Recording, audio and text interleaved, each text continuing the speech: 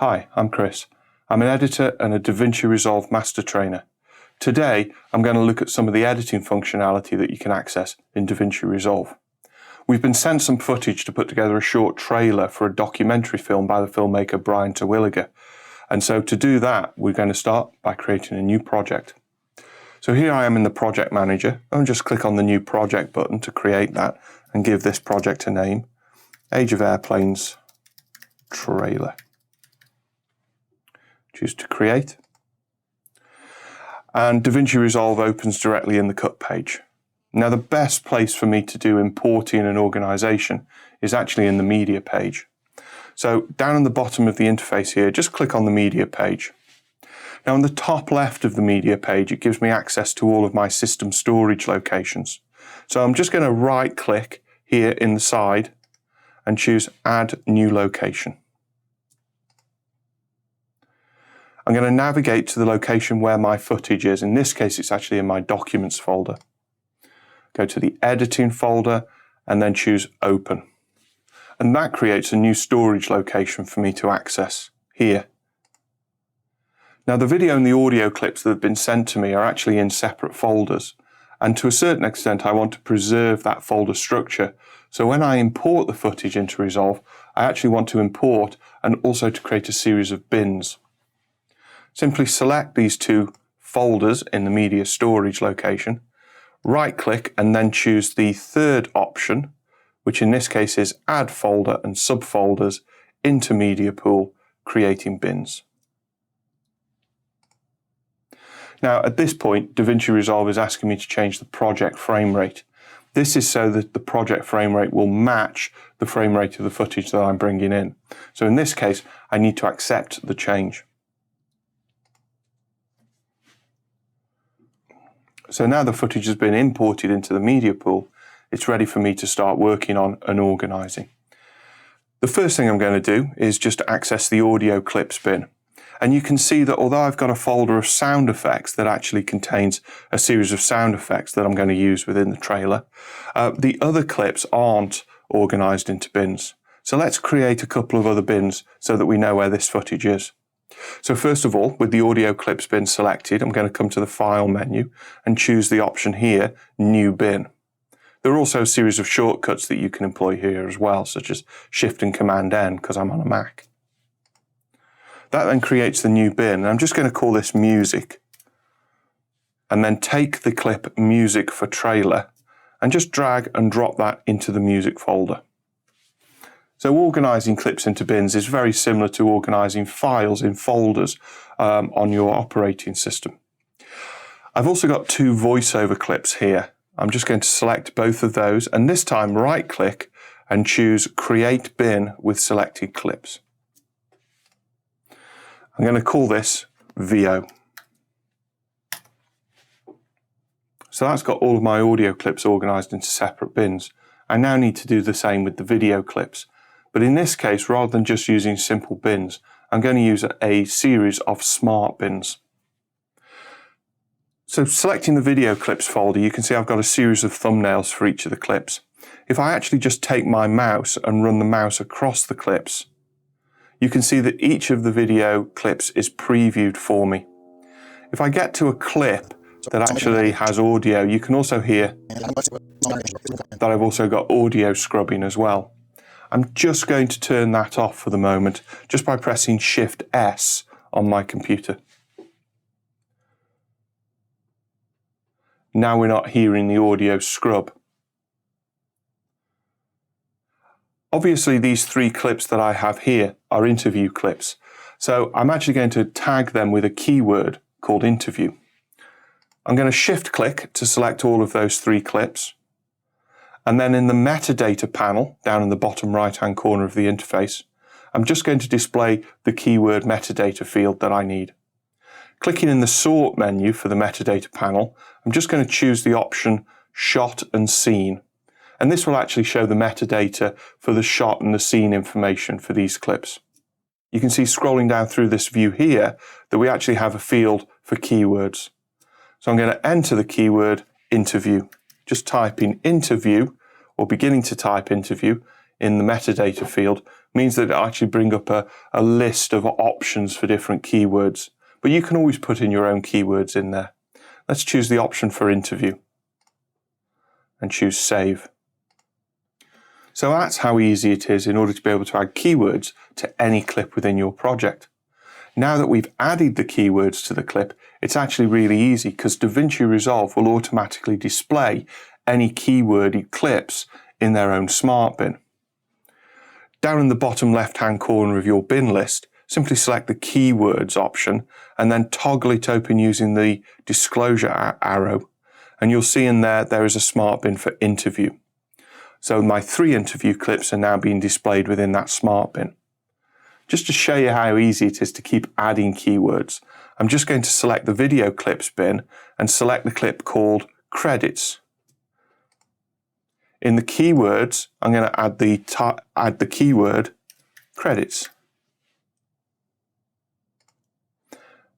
And now that has actually tagged that clip with that keyword. You'll see that I have a credits smart bin available to me. So now you can carry on adding whatever keywords you want to any of the clips within your project and organize them. However, there's much more to the metadata than this. If we select the video clips bin, for example, and then select this first clip here for the aerial shot for this Kenya clip. If I come up here and select the inspector in the top right-hand corner and then choose the File tab in the inspector, you can see that we've actually got a series of metadata fields that we can easily access. These are the same metadata fields that you'll be able to see in the actual metadata panel itself. It just means that they're easier to access here inside the inspector. Now, I can actually populate this with a series of metadata just by simply clicking in these fields and start to type in the information. However, if you've got somebody on the production team that might be logging these shots, it's actually easier to import the metadata rather than to add every single piece of metadata individually. So let's go to the File menu and we'll choose Import Metadata to Media Pool. Navigate to where your editing footage is on your system and choose to select the AOA login.csv file. A CSV file is a comma-separated values file. It's very simple to create in any spreadsheet application. I'm going to choose to open that. And you'll see that when I'm importing this login information, you can see that it is also asking me for a series of things that it's trying to match to. Now, in this information, we don't actually have timecode information for these clips. So in this case, I'm just going to uncheck match using clip start and end timecode. I'm going to uncheck that option and then choose OK. And you'll see that the information has actually been imported and now 27 media pool clips have been updated. If I select any of these clips again, you'll now see in the File tab in the inspector, I've now got additional information in terms of the scene number, also a shot number, and quite often, sometimes whether this is a good shot or a good take or not. Just scrolling down to the bottom of the file inspector, you can also see a comments field has also been added. So having added all of that metadata to these clips, how can I actually use it? Well, I can actually use it in order to be able to do very quick searches across the project. If I select the master bin, for example, and let's say I wanted to do a search across this information for any shots that were shot at San Francisco Airport, for example, I can actually click on the search option here. Under this little drop-down arrow at the side, I can also choose whether or not I want to search the selected bin or all bins. So in this case, I actually want to search the whole project. So I'm going to select all bins. And now I need to choose which fields I'm actually trying to match. So you can see here the filter by is actually based on the file name of the clip, which is absolutely fine if you know the file name that you're searching for. In this case, though, I actually want to match to the scene information. So if I just tap S on my keyboard and keep tapping S, it will cycle through all the metadata fields until I get to the scene. Selecting that, I can now type in SFO. And you can see that all of the clips in the project that have actually got that scene information, SFO, will now be revealed. Let's say I want to find a clip that actually has the comment for Kenya. From the filter by, I can choose the comments field just by tapping C many times until comments appears. And now highlight the text for the search and again type in what I'm actually looking for. That's the power of metadata in order to be able to search right the way across your project to find the clips that you're looking for. But we can go one step further. If you clear the search field and close down the search field by clicking the search button, now go to your DaVinci Resolve Preferences menu, choose User, Editing. You can see that there's a category of preferences for automatic smart bins. By default, the automatic smart bins for keywords is already on. However, you can also see that we can create automatic smart bins for anything with shot or scene metadata. Click the automatic smart bins for the scene metadata and click Save. And now in your list of smart bins, you've now got a new scene category. Use the disclosure arrow to open that up and you can now see that the information for each scene is displayed as its own smart bin. Just simply select the smart bin in order to be able to access the contents. But you're not simply limited to the default automatic smart bins that you can have within DaVinci Resolve. You can actually create your own custom smart bin. In this case, I'm going to go back to the File menu and choose the option New Smart Bin. This field then opens up and it's asking me for a variety of rules that I can actually input in order to be able to narrow down the footage that I actually want to locate. Let's rename this smart bin B-roll. So now I need to choose my first rule. So in this case, I'm going to say Media Pool Properties, but I don't want to match on the file name. I actually want to match on the keyword information to begin with. So keywords do not contain interview. So now my smart bin search is automatically filtering out any clip that has the interview keyword. I'm going to add another rule for this. Media Pool Properties for keywords does not contain credits. This was the other keyword that I actually added to my title that I actually don't want to see in the B-roll bin. You can also choose to add a subset of rules to your smart bins as well. Holding down the Option or the Alt key on your system when I click on this plus button actually turns it into an options menu. And now I actually have a subset of rules that I just want to match any to. And in this case, I actually want to specify clip types. So I'm going to choose Media Pool Properties, change the second drop down to clip type just by tapping C on my keyboard. Clip type is video. This means that only video clips, not audio clips or still image files or timelines will find their way into this smart bin. But that's just video. What if I have video with audio? Well, in this case, I'm going to add another rule to this sub rule and specify the clip type is video and audio. Now I can choose to create my smart bin, and the results of that smart bin will be automatically updated. So if I add any additional clips to this project, providing those clips meet the criteria, I'll be able to find them in this smart bin. If you want to edit a smart bin for any reason, just simply double click on the smart bin and the rules of that smart bin will open up, allowing you to change them. There's one other thing that we can actually use the metadata for in Resolve, and that's to actually use the information in the metadata in order to be able to rename the clip within the project. This can be very useful if you actually want to do a search across a clip name, or you just want to simply have a sanity check as to what that actual clip is. By naming the clip in an appropriate way, it's easy to check that. So here in the B-roll smart bin, I'm just going to select all of those clips just by dragging a lasso across them. Then I'm going to right click and choose Clip Attributes. Choose the Name panel from Clip Attributes and highlight the default clip name. So in this case, I actually want all of my B-roll clips to start with the initials AOA for Age of Airplanes. So I'm just going to type in AOA underscore in order to separate the next information. Now I want to take information from the metadata, and in order to do this, I need to add what we call a variable. To add the variable, all you need to do is put in the percentage symbol.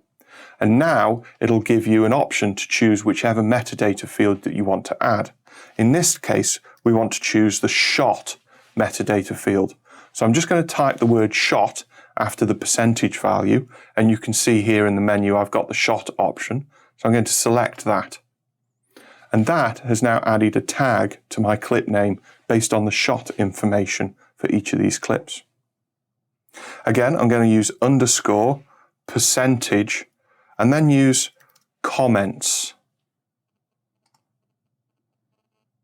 Now when I click OK, the clips are now all renamed in the media pool using AOA underscore the shot number underscore the comments field. This is going to make it easier for me to be able to locate each of the clips and actually use them in my edit. I want to do the same with the interview clips. So I'm going to select the interview smart bin, select the interview clips, right click, clip attributes, in the name, highlight the name field, and this time I'm going to type in INT underscore percentage shot underscore percentage comments, and then choose OK. And now you can see that the interview clips have been named with the appropriate soundbite information. Now that I've got all of the clips organized for the project, I'm now going to go to the edit page so that I can actually start editing. Just simply click on the edit page button, and all of the information that you've just organized inside the media pool and the media page is now available to me. And the great thing is that I can keep organizing this footage as I'm working. And the organization process when you're editing never really stops. It just gets refined the more that you do. I'm actually going to start by selecting the master bin in the media pool and creating a new bin. Just a regular bin that I'm going to call timelines. In this case, it's often useful to keep your timelines organized in separate bins so that you know where they all are. Make sure you've got the timeline bin selected, and then go to the File menu and choose New Timeline. Let's just change the name of this timeline so it's something a little bit more appropriate for this project. AOA trailer, and we'll just call it version 1. Quite often you'll go through a number of different versions for all of your edits. If you wish to, you can actually override the default project settings for any timeline. Just simply uncheck the Use Project Settings option, and then you can go into the format to change the timeline resolution and the timeline frame rate. However, in this case, because we already changed the frame rate for the project, we know that this is actually the correct setting. So I'm just going to re-enable the project settings and choose Create. Now I have a timeline, I can actually start assembling the material directly in the timeline and start putting together this edit and making some sort of sense of the material that I've got. So let's go to the interview smart bin so that we can actually see the interview clips. From the sort menu in the media pool, just click and make sure that you're organizing these clips by clip name. This will put them in the order that we're roughly interested in. In this case, we actually have int 01, and it's called Shoot the Real World based on the naming convention that we're using for this project. You can see that as I'm scrubbing backwards and forwards, my live media preview is on so that I can actually see the content of that clip. If my audio scrubbing was also turned on, I would also be able to hear the audio scrub as I move my mouse back and forth. To turn the audio scrubbing on and off, you can use Shift S. I'm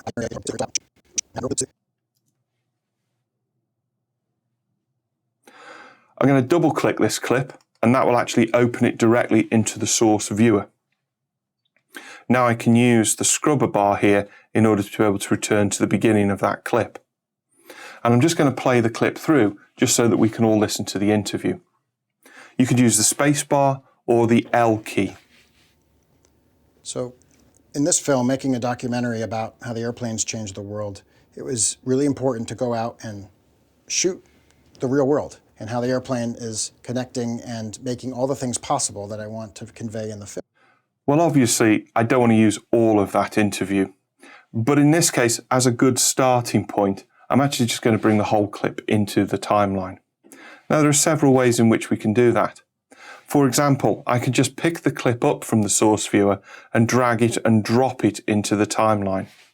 This is often a manual way of being able to edit, but it's very limiting on what I can actually do when it comes to editing footage together. So in this case, I'm just going to press Command or Control Z just to be able to undo those changes. And this time, instead of dragging and dropping the clip into the timeline, I'm actually going to pick the clip up and drag across to the timeline viewer. And you'll notice on the right-hand side of the timeline viewer, I've actually got all of the editing functions that I can perform inside the edit page. So this is a useful way of being able to remind yourself of the different functions that we have. The default is actually overwrite edit. If I now let go of the mouse, the clip is edited instantly to the beginning of the timeline. The timeline viewer has automatically become active. So if I use the up arrow on the keyboard, I can return to the beginning of the timeline. I'm just going to play forward, just like I did in the source viewer, using the L key on my keyboard. Yeah. So in this film, making a documentary about how the airplanes changed the world, it was really important to go out and shoot the real world. That's a good place for this soundbite to end. Now you can see in the timeline I've got a good guide with the image of the waveform where he starts and stops speaking. And you can actually use this as a guide when you actually want to position the playhead for the next edit. And in this case, I'm actually going to click the Detail Zoom button just to be able to step into the timeline a little bit clearer, and then use the J and L keys in order to be able to find the exact point within that interview where he's finished that line, real world. And you can see from the waveform, this is very clear where he stops speaking and where he starts again. Now I'm going to return to my full extent zoom function. This allows me to see the whole timeline from beginning to end. And the playhead is now the location that I'm actually going to perform the next edit. So let's find an interview clip. Let's go to Interview 02, double click from the media pool to open it into the source viewer. And now I'm going to return the playhead to the very beginning. And I'm going to play through the interview. All 7 continents, 18 countries, it was very important that everything was real. If it was possible to shoot it, we wanted to go shoot it. If we couldn't get the shot or the weather wasn't right, we would either go back to that location, stay at that location longer, or it didn't make the movie. It was really important. Every shot was original and that everything was real. But there's a few things, only. And again, I don't want to use all the interview. I only want to use a portion of the relevant part of the interview. So in order to be able to see the parts of the soundbite that I actually want to use, I'm actually going to use a feature inside DaVinci Resolve which I find very useful on a day-to-day basis. If you come up to the top of the source viewer and click the Options menu, that's the 3 dots that you see at the top of the viewer, we can actually choose to show the zoomed audio waveform. You can also choose to show a full clip audio waveform. Let's try that first. And that actually shows me a waveform very similar to the waveform that I have for the clip in the timeline. But because it's actually showing me the whole interview, it's actually a little bit difficult to actually focus on where I want to concentrate on. So in this case, I'm going to click back in the Options menu again and choose Show Zoomed Audio Waveform.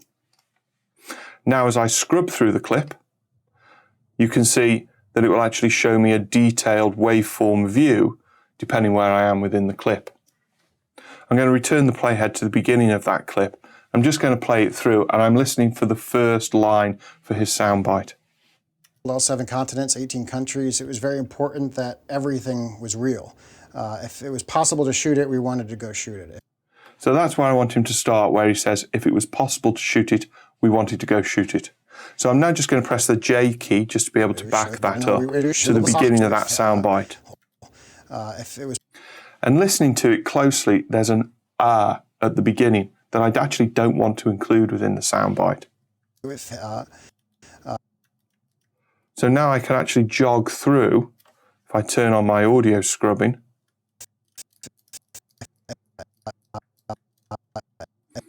I can jog through one frame at a time. You can use the left and right arrow keys for this, but I actually find it's really useful holding down the K key and tapping the J or the L keys.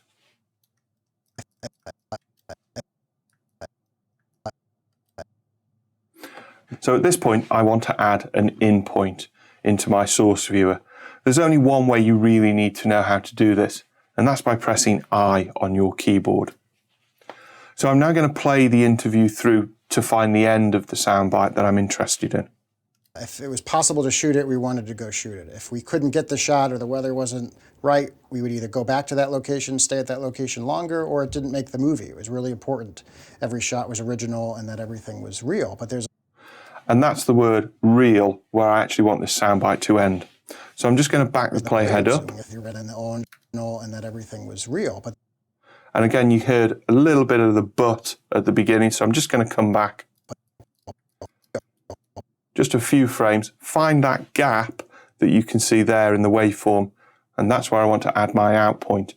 And of course, the magic shortcut is O for out.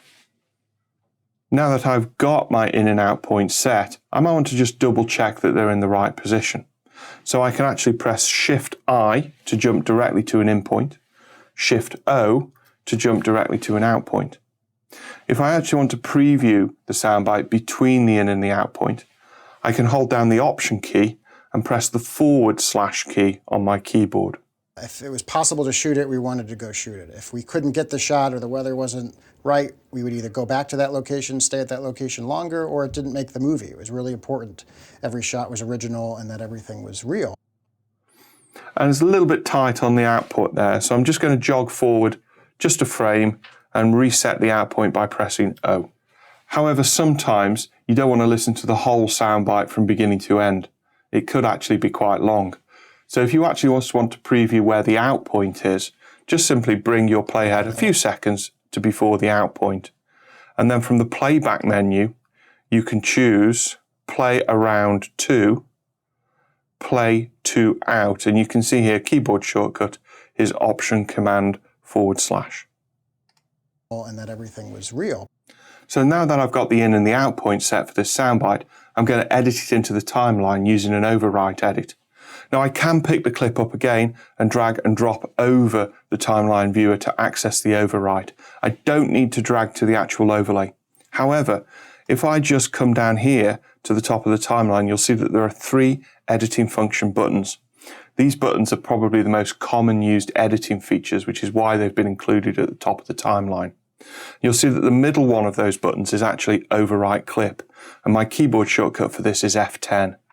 Now, if you're on a Mac, you may find that the F10 key doesn't perform an overwrite edit by default, in which case you'll need to go into your system preferences and change the keyboard settings so that it uses all the F1 and F2 keys as standard function keys. If I just press F10, you'll see that the clip is overwritten into the timeline. It's actually overwritten the tail end of the first interview clip. If I use the up arrow key to navigate back to the previous edit point and then preview the edit using the / key. Shoot the real world. If it was possible to shoot it, we wanted to go shoot it. The first interview clip now ends at the right point, and the second interview clip starts at the right point, but it's a little bit too tight. We've also got a very nasty visual jump cut between 2 interview clips. So we now want to start to insert some of the B-roll in, just to be able to pace out those interviews. Let's go to the B-roll smart bin. Let's go for this second clip here of this A380 taking off. Let's double click to open it up into the source viewer and then use the J, K and L keys in order to be able to preview this clip. Let's find just as the wheels are about to leave the tarmac. Let's set an in point a second or so before that. And let's set an out point just after the plane has left frame before we get a very horrible sort of camera movement there. So let's set an out point as the tail of the frame has left the shot. Because the playhead is in the right place in the timeline, I don't need to worry about where this shot is going to end up. Make sure that the playhead is on the edit point in the timeline so that you're inserting it in the right place. And in this case, I'm just going to pick the clip up and drag across to my overlays. And this time, to perform an insert edit, I'll just drag it to the insert overlay. And that inserts the clip in the timeline and moves the second interview clip out of the way. This is one of the advantages for using those overlays rather than the drag and drop approach to editing. Using a drag and drop approach, you wouldn't be able to insert the clip as efficiently. So again, one reason for using these functions. In the timeline, let's move the playhead back to the start of that clip. So we're on the first frame of the Lufthansa plane. And in this case, let's go to this clip here. It's called AO1 A380 Taxi. Let's double click that to open it up. Now you'll notice straight away that this clip has audio. It's not great audio, however. So what we need to do here is we need to actually make sure that when we insert this into the timeline that we're not actually going to use the audio. Now there are a couple of ways that we can do this. A simple way would be if we were using drag and drop editing over the timeline viewer. We can actually come here to the source viewer and actually specify using one of these overlays whether we want to edit just picture or just sound.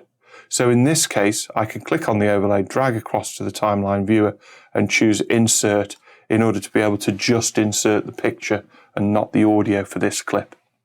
However, I'm just going to undo that with Command Z, because if I want to use my keyboard shortcuts or my editing buttons at the top of the timeline, unfortunately, I can't specify using that overlay whether I'm using just the picture or just the sound.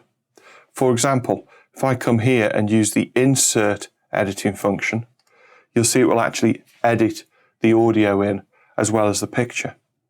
Again, I'm just going to undo that. So there's actually another control that we can use in order to be able to specify whether we're editing just picture or just sound directly into the timeline. It's these two buttons that appear with red borders along the left-hand side of the timeline. These are your source controls. I'm actually going to come down to the audio source control here, and I'm just going to simply click once in order to disable that button in the timeline. Now when I perform an insert edit using the timeline button, no audio is brought into the timeline. And this also means I can use my keyboard shortcuts efficiently as well. Another insert edit that we're now going to want to do is actually within this interview clip here. So I'm going to move the playhead to the beginning of that interview clip, and I'm just going to play through the beginning of it for the first soundbite. If it was possible to shoot it, we wanted to go shoot it. If it was possible to shoot it, we wanted to go shoot it. That's where I actually want to insert the next shot. We wanted to go shoot it. The shot that I'm actually looking for is in my B-roll smart bin, and it's the clip of AOA 10 Maldives. So double click that to open it into the source viewer. I love this shot. It's this wonderful sort of in and out shot where the camera is half submerged in the water and there is a plane that comes in over the top of the camera. I'm actually just going to set an in point just as the shadow of the plane appears over the coral. And now I actually want to specify around about a 3-second clip. So one way that we can do that is actually to use time code information to be able to move forwards and backwards through the clip. In this case, I'm just going to hit the plus key on my keyboard and type in 300, which you can actually see in the top time code field in the source viewer actually translates to 3 seconds. Hit the return key, press O to set the out point in order to set a 3-second clip. Actually, technically, it's 3 seconds and 1 frame, as you can see from the duration field. However, the playhead is inclusive of the frame that you're currently on, so the out point is always set at the tail of that frame. If you need it to be 3 seconds exactly, you just need to come back 1 frame before you set the out point. But now I can do an insert edit by pressing F9. Excellent. So now we've got the edit really starting to come together. However, at this point, you're probably wanting to get a little bit more control of the timeline, particularly when it comes to zooming. Also, you might want to start refining parts of the timeline by removing sections. Zooming in the timeline is actually much simpler in DaVinci Resolve 17 than it's ever been. We've already encountered 2 fixed zoom functions. These are the full extent zoom, which will always show the full length of your timeline, irrespective of how much content is in the timeline. And you've also got the detail zoom button, which allows you to zoom in to a fixed point on the timeline wherever your playhead happens to be. However, you've also got a custom zoom option as well. So this button allows you to set your own zoom level, which you can do by just simply dragging the slider or using the plus and minus buttons to zoom in and out. Or you could use keyboard shortcuts. Command equals allows you to zoom in on your playhead. Command minus allows you to zoom out. If you're on a PC, instead of using command, you just simply use control. And you can also use Shift Z in order to be able to fill the timeline window. This isn't the same as actually using the full extent zoom button, however. The Shift Z function allows you to see the full timeline zoom, but it doesn't remain fixed at the full timeline zoom. So if you add any other clips to the timeline, you'll have to manually change the zoom in order to be able to focus on the parts of the timeline that you actually want to work with. However, Shift Z is very useful if you actually want to return to a previous zoom level in the timeline. Just simply toggling Shift Z is a very useful way of being able to step in and out of the timeline. If you've got a 3-button mouse with a scroll wheel on it, then what you can do is just hold down the Shift key and use the scroll wheel in order to be able to dynamically adjust the height of each of the tracks. And you can also change the bias between the video and the audio part in order to be able to get a larger audio track. And you can actually see how easy it is now to see the waveform for those clips. If you don't have a wheeled 3-button mouse, then you can always use the timeline view options menu here, and then actually use the track height sliders at the bottom of that menu in order to be able to adjust the height of your video and audio tracks. So now that we've looked at how to adjust the timeline zoom level so that you can comfortably view the timeline depending on what you need to do, let's look at how we can remove some of these clips and start to refine the edit a little bit further. To begin with, you might want to actually remove just a simple portion of a clip. For example, you might want to remove the video or audio part of a clip. If I actually concentrate on this middle interview here, I'm just going to move the playhead over that and hit my detail zoom button so that I can focus on this. You should notice on the left-hand side of the clip in both the video and the audio, there are 2 little chain link icons. This indicates that this clip is linked in both its video and audio portions. Using linked clips is very, very useful because it means that you can move them around very easily. When you select the video portion of a linked clip, the audio portion is also selected automatically. So it means it's very hard to move these things out of sync. However, in this case, I just want to remove the video portion of this clip. To override the link temporarily on the timeline, just simply hold down the Option or Alt key on your keyboard and then click on the video clip in order to be able to select it. Alternatively, you can actually turn off the linking for the whole timeline by just coming up and choosing your link selection button here. And with that turned off, if you hold down the Option key and select a clip, it will actually select any linked parts of the clip automatically. So basically the Option or Alt key just simply reverses whatever your link selection is set to for your timeline. With the video clip selected, I'm just going to go back to my full extent zoom so you can see what happens to the timeline. And I now want to ripple delete the clip. So in this case, I'm going to hold down Shift and use the delete key in order to be able to remove that clip. And you'll see it removed the video clip, but it didn't remove the audio portion of the clip. More importantly, it's also closed the gap and rippled the timeline in order to make the timeline slightly shorter. And the full extent zoom is actually still showing me the full length of that timeline. However, something else that you may need to do is actually be able to remove a portion of a clip from within the clip. And a good example of this is if you're working with interview clips. Let's move the playhead to the start of the last interview clip in the timeline and then use the detail zoom button in order to be able to zoom in. There's a line in this clip that I actually want to remove, so I'm just going to preview the clip just by playing it. If we couldn't get the shot or the weather wasn't right, we would either go back to that location, stay at that location longer, or it didn't make the movie. It was really... So he says, we either go back to that location, stay at that location longer, or it didn't make the movie. It's a little bit repetitious, it's not quite, but the director actually wants to take the second line out there, stay at that location longer. So let's look at how we can do that. First of all, we can actually see the waveform where the portion of the dialogue is that we actually want to take out. Again, using the shift key and the scroll mouse, I can actually make that even bigger.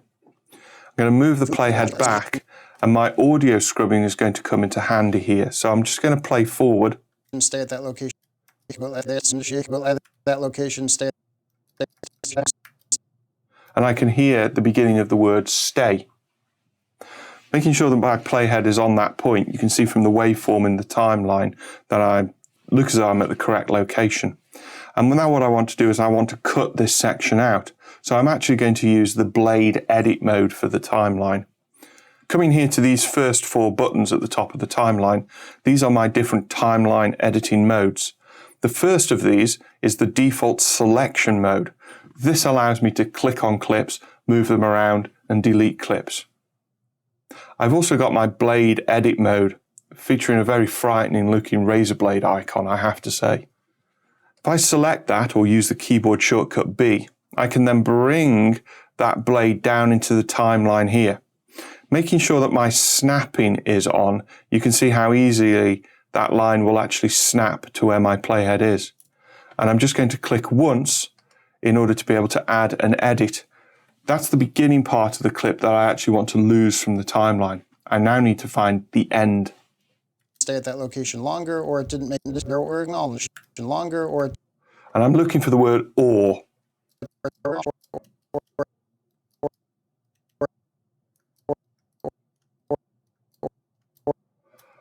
About there. It's taken a little bit of sort of jogging back and forward 1 frame at a time, just in order to be able to hear that. But I was actually trying to find the beginning of the word or. Again, I just want to take my blade and just come near the playhead and click once more in order to be able to add a second edit point. This has now isolated the portion of the clip that I actually want to remove from the timeline. However, I don't want to use the blade mode again, so I'm going to switch back to the selection mode just by pressing A on the keyboard. I can now select that clip and then press Shift Backspace or Shift Delete in order to be able to remove the clip from the timeline. That's got rid of the portion of the clip that I isolated, but I now need to hear how that edit is working. So if I press the / key, right, we would either go back to that location or it didn't make the movie. It was really important. It's probably not the tidiest of edits, but don't worry. Only the very skilled and experienced editors will be able to get that right first off. More often than not, when you're editing something, you just need to make your best guess and then refine it later. So we'll leave this for the moment, but we'll come back to it in a few minutes. In the meantime, I'm actually just going to go back into my full extent zoom so that I can see the whole timeline. And now what I want to do is remove this portion of the first interview clip. You remember that we overwrote the tail end of that clip. However, the beginning part of the clip is still in the timeline, so I want to remove that. Now, if I use my selection edit mode here, I can select the beginning part of that interview. And if I trim that, you can see that it will actually trim and remove a portion of the clip, but it will also leave a gap. This is not a huge problem, but there's more efficient ways that we've got being able to trim that and not leave a gap. So I'm just going to undo that in order to put the clip back to how I originally had it. And again, I'm going to change my timeline editing mode. I'm going to change it from the selection mode to my trim edit mode. And trim edit mode is a really powerful way of being able to manipulate the clips in the timeline in DaVinci Resolve. You don't need to keep going in and selecting specific tools. This one mode will actually do all of the trimming functions that I need on a day-to-day basis. Using T allows me to select the trim edit mode. And now when I go back into the timeline, I can click the same edit point and start to trim just by dragging the mouse to the right. Yeah. As I do so, you can see that the rest of the timeline is actually changing. I'm actually rippling the rest of the timeline back, thereby shortening it by the amount that I'm actually trimming off the beginning of that clip. You can also see I can go the other way as well. I can actually add footage back to that clip if I need to. If I keep going, and you can hear from the audio scrubbing where the actual interview starts. So I can now let go of the mouse, and you can actually see the tooltip there actually says that I'm removing at 3 seconds and 4 frames from the beginning of this clip. Now if I return the playhead to the beginning of the timeline, I can play from the beginning. In this film, making a documentary about how the airplanes changed the world. And I've actually got a much sharper start to the interview. And I can also use the trim edit mode in order to be able to fix the problem with the edit in the interview that I was just doing earlier. Move the playhead to the edit point and then use the detail zoom button to zoom in. Sometimes I only want to be able to trim a frame or two in either direction. So being able to zoom in means that I'm much closer to the footage and therefore have a little bit more control over it. In this case, I'm actually just going to select the outgoing part of this clip here where the waveform is that shows me that probably I'm just catching the outgoing word there. And now I can actually click and drag in order to be able to remove 1 or 2 frames at a time. If you haven't actually got the level of control that you're interested in, you may want to turn off your snapping here at the top of the timeline. Keyboard shortcut N is always worth remembering because you can always do this at any time, even if you're in the middle of an operation. So in this case, I'm going to click and I'm going to tap N on my keyboard, and now I can actually remove a single frame from that clip. But you can also do this using keyboard shortcuts as well. For example, if I use the period key, I can actually add a frame to that clip, and if I use the comma key, I can remove a frame from that clip. So now if I press the / key, right, we would either go back to that location or it didn't make the movie. It was really important. And again, it feels a little tight still. I think the outgoing portion of that is fine, but let's now select the incoming portion and let's just trim it back 1 frame. So I've now added a frame using the comma key in order to make that timeline 1 frame longer because I'm always rippling the footage. Right, we would either go back to that location or it didn't make the movie. It was really important. And that sounded pretty good to me, but you might just want to sort of explore this a little bit more. What would happen if we added another frame to the incoming shot using the comma key? Right, we would either go back to that location or it didn't make the movie. It was really important. And again, it's probably about the same. So I'm just going to take that frame off again and probably leave it at that point. So now I'm happy with how that edit is working. I'm actually just going to start adding a few more clips to the timeline just so we can pace out the edit and see where we're going with things. So in the timeline, I'm going to deselect the edit point and go back into my full extent zoom and just use the shift key and the scroll wheel on my mouse just to adjust the track height. So I've got a little bit more space for the audio. And I'm going to return the playhead to the beginning. You can either simply drag it or use the home key to go back to the top of the timeline. So at this point, I'm just going to add some music to this timeline. Well, we already created a music bin earlier, so we know exactly where to find that piece of music. In the bin list, select the music bin, and then I'm just going to turn off my audio scrubbing by pressing Shift S, and then I'm going to double click to open the music into the source viewer. Now, when you open audio in the source viewer, you actually get an upper waveform, which actually represents the whole of the audio clip, and a lower waveform, which actually represents a zoomed in portion of the clip. So it's like having the two waveform displays side by side, which is very useful to work with. In this case, we actually want to take the whole of the clip, so we don't need to set any in or out points to this clip. And in this case, I'm just going to pick the clip up, drag it across to my timeline viewer, and choose the Place on Top function. This then simply creates a new audio track at the bottom of the timeline and places the clip in it. It may seem counterintuitive that I've actually used something called Place on Top to actually place the audio at the lower part of the timeline, but it just is the way that that edit works with audio, which typically lives below the video in a timeline. The audio is actually quite loud, this piece of music is, so I'm actually going to move my mouse over the clip and actually find the point where I can actually locate the volume curve on the timeline. If I now click at that point, I can grab hold of the volume curve and lower it to an appropriate audio level. I'm actually just going to take it all the way down to around about -12 dB in the timeline here. Doesn't necessarily mean to say that that's the right level. However, it's a useful starting point, and I always need to refine the levels later anyways. Now that I've got the audio at a reasonable level, I should be able to hear the interview over the top of the music. In this film, making a documentary about how the airplanes changed the world, it was really important to go out and shoot the real world.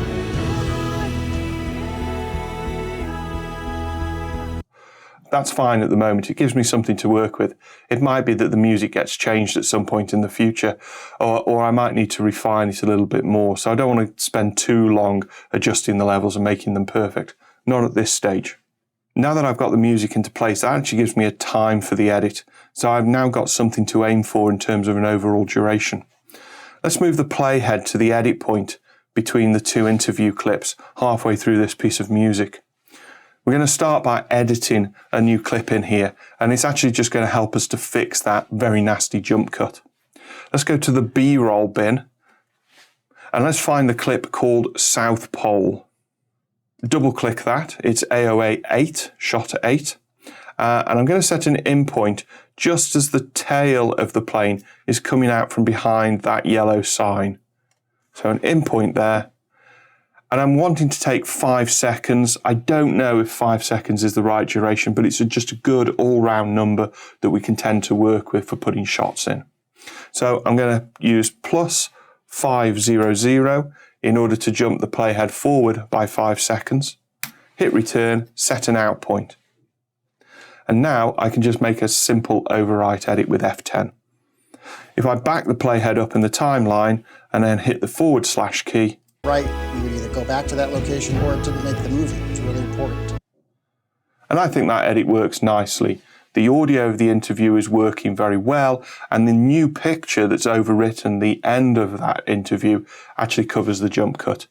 So now let's add a few extra clips to the end of this timeline, and then we can actually trim those clips to the correct duration. From the B-roll bin, select the Kenya clip, AOA 07, hold down the Command or Control key and select AOA 11. That's the St. Martin landing. And then again, hold down Command or Control in order to select AOA 14, Aerial Alaska.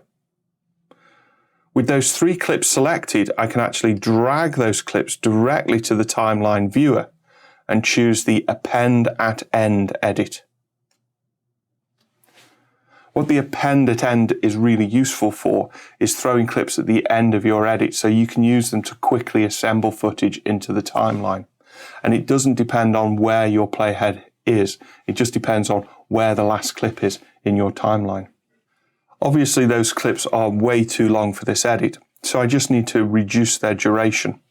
To select the clips, I'm going to switch into my selection edit mode, select the clips, now go back to my trim edit mode, right-click any of those clips, choose Change Clip Duration, Command or Control D is the shortcut, and from the Change Clip Duration box, I'm going to choose the 5-second preset. As I said, 5 seconds is not necessarily the correct duration, it's just a duration that's worth starting at. Click Change, and now my clips have been trimmed on the timeline. However, I've still got a little bit of work to do here. Let's move back to the beginning of the South Pole clip, and then let's use the detail zoom button just to zoom in a little bit here. I want to make the South Pole clip a little bit shorter because nothing really happens in it. So a 5-second shot is a good starting point, but let's just make it a little bit shorter from the beginning. So if I select the incoming part of that clip, just to select that clip there, you'll notice I haven't selected any audio, and I'm using the trim edit mode here in order to be able to select the beginning part of that clip, and I'm just going to remove a few frames just to bring it down to about 4 seconds duration. You can see that as I'm trimming it, the tooltip is telling me how much I'm actually trimming it by, and the grey numbers underneath represent an overall duration. However, look at what's happening to the underlying audio clip of the interview. Remember, I had the interview working in terms of the audio. By changing it like this, I'm actually losing parts of the outgoing audio clip. I don't want to do that. So in this case, I need to undo that change. Now, the reason that this is happening is because Resolve fights to keep everything in sync after the point at which you are trimming. So if a clip starts at the trim point or afterwards, then it will move in an appropriate direction. In this case, we actually need to break that functionality that up until now has actually served us quite well. So in this case, I'm actually going to come to the track header and I'm going to choose to lock the track. That will prevent any additional changes being made to any of the clips on this track. I'll now trim that clip to the 4-second duration that I was aiming for.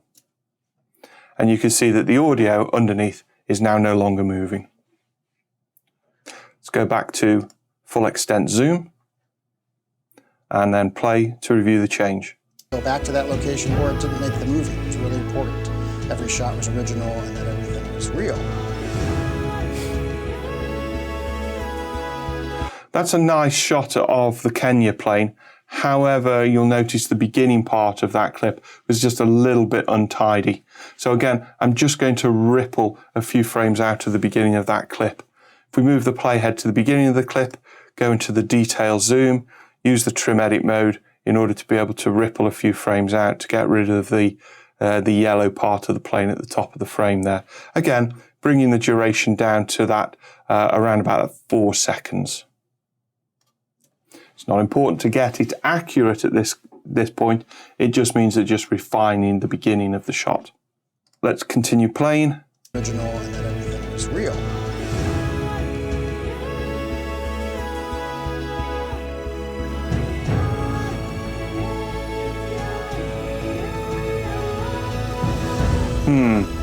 Now, there's a few things that we need to do here. First of all, we still need to be able to bring the duration of those clips down, but they're actually in the wrong order. I want the Alaska shot to follow the South Pole shot on the timeline.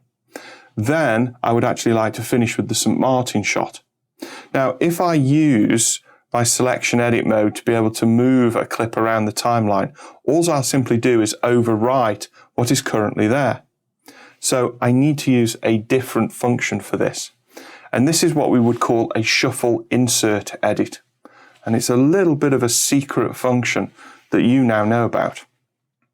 To perform a shuffle edit, hold down the Shift and Command or Control keys, and then use the comma and period key in order to be able to move the clip backwards and forwards through the timeline. So I can now put the aerial Alaska shot after the South Pole shot. If I hold down the Command key and use the left and right arrow keys, this will allow me to select another clip. Hold down Shift and Command and use the comma and period keys allows me to reorder those clips as well. And you can actually select multiple clips on the timeline and use the same keyboard shortcuts in order to be able to shuffle those groups of clips around the timeline. So this makes it really easy to move one scene from one part of the timeline to another. So now I've got the shots in the right order, I'm just going to trim the aerial Alaska shot before adding the credits to the end. Let's go into detail zoom, make sure I'm in my trim edit mode by pressing T, and I'm just going to trim the end of that shot again to the magic 4-second duration. I'm going to go back into my full extent zoom, and I'm just going to play the timeline just so that I hear the last beat of the music.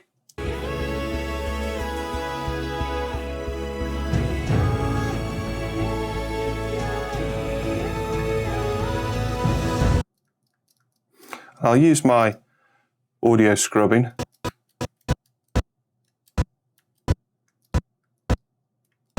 Just to be able to find the beat of that music. So using the audio beats for the music is a good way of being able to guide the edit. Now we need the credits, so let's go to our credits smart bin. Let's double click to select the credits in the source viewer. And in this case, we actually want to take all of the credits. So we're not going to set any in or out points. Instead, we're just going to perform an overwrite edit with F10.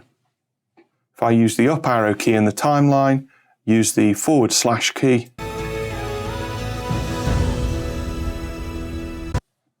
Now that I've got those shots in at the end of the timeline, I just need to go back through and refine which parts of the shots that I'm using. So I need to use the trim edit function for that as well. Let's position the playhead over the St. Martin shot at the end of this timeline and use the detail zoom button to zoom in. If we preview the shot by selecting it and pressing the / key,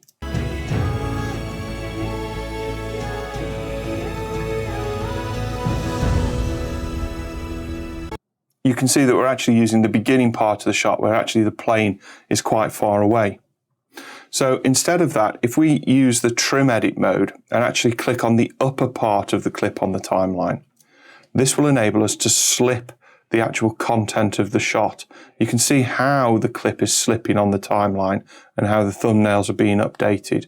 If I keep on dragging, if you look at the timeline viewer, you can see in the upper right corner, you can see the outgoing frame as the plane disappears overhead and out of shot. And that is where I want that shot to end. This is called a slip edit.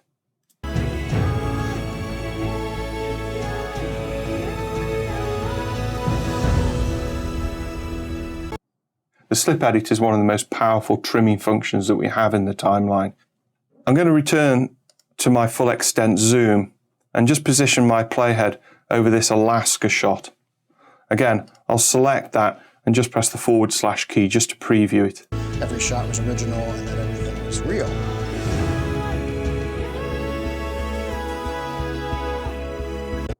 It's a nice shot, but it's lacking a certain amount of dynamism. So another thing that we can often do with shots is we can adjust the speed of them. With that clip selected, I'll just come up here to the top right-hand corner and open up the inspector. Scrolling through the inspector, I actually have a category called speed change. If I just simply click on that to open it up, I can now specify the speed of this clip.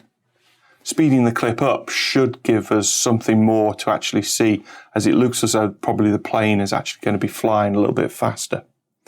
Selecting the speed percentage, type in 200 and hit the return key. That then adjusts the speed of the clip, so it's now playing at 200% or twice as fast. If I hit the / key, every shot was original and that everything was real.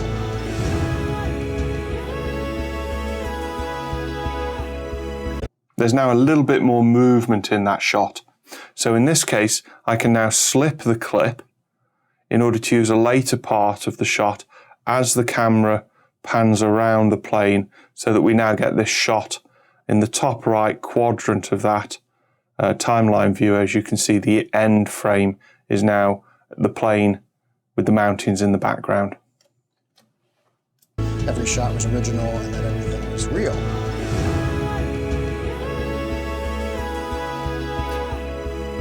Another way of using a different part of the same shot is actually to use a match frame and replace function. In this case, if I move the playhead to the first frame of the Kenya clip, if I actually want to reveal the original source clip for that clip, I can just press F on the keyboard in order to be able to do a match frame. This actually brings the original source clip up into the source viewer. This means I can now see all of the rest of the clip without actually having to manipulate it directly on the timeline.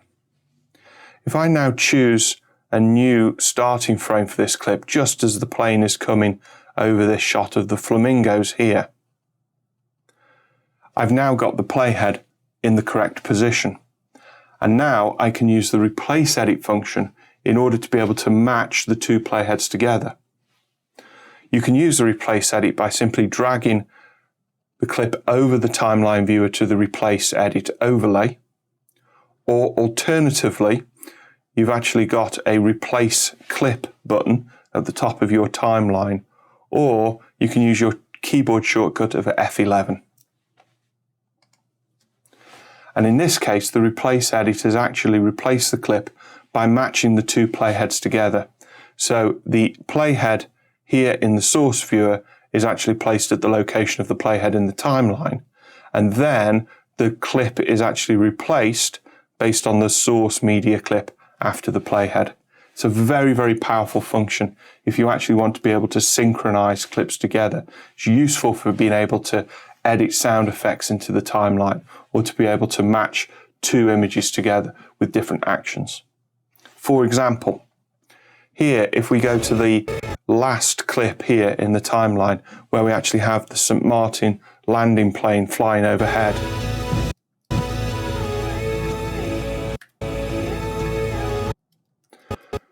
sometimes instead of match framing to the same clip, you actually maybe want to reveal the clip in its original source bin.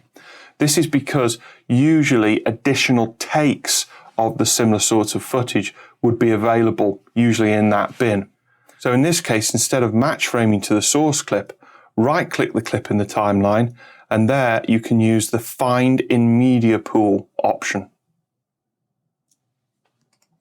That will then reveal the clip directly in the media pool in the bin, and usually other clips around that will be alternative takes. For example, this clip, AOA 12, actually has the similar plane landing, but also has lots of people in the foreground. This is a much more dramatic shot than the original one that we were using. If I double click that clip to open it into the source viewer, and then actually use my JK and L keys in order to be able to find a frame which is sort of visually matching the frame that I'm viewing in the timeline viewer, with the two playheads in the correct positions, I can now simply do a replace edit and match the action across the two shots.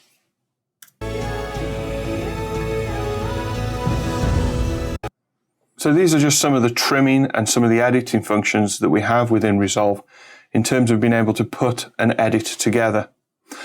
Just before we actually move to the next stage of the editing process, I'm just going to make a slight change to some of the audio for the interview. And in order to do this, of course, I just need to unlock the entire track. And in this case, I just want to find a beginning of his interview here, just at the very end of the interview. Or it didn't make the movie. Didn't make the movie. And I actually want to separate this part of the clip here and just move it a little bit further up and out of the way. So I could use my blade edit mode here to cut that clip, or I could use a short keyboard shortcut for this. If I select the clip and press Command or Control B, that will actually split the clip, and now I can move that clip and position it where I need it to be. About there will do. It's really important. Every shot was original and everything was real.